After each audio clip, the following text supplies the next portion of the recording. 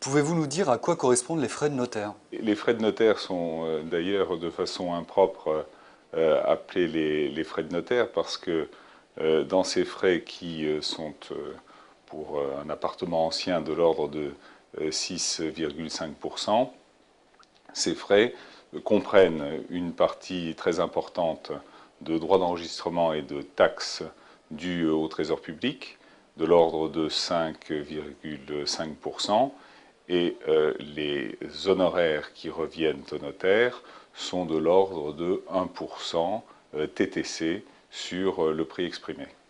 Vendeur-acheteur, faut-il avoir chacun son notaire?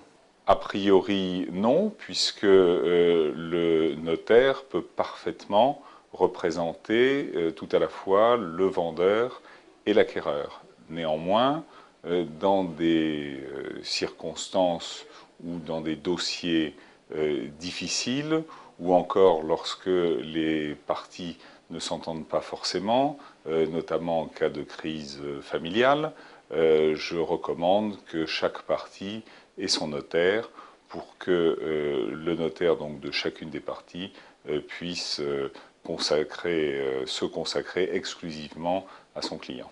Les frais de notaire sont-ils toujours identiques?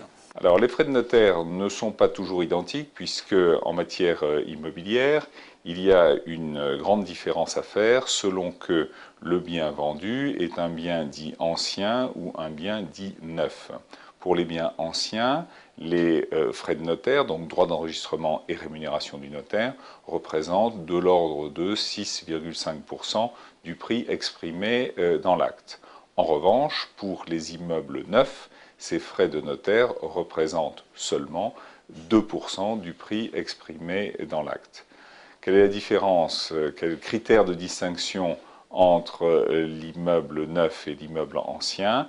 Eh bien, l'immeuble neuf est celui qui est soit en cours de construction, ou alors l'immeuble qui est vendu dans les 5 ans suivant son achèvement.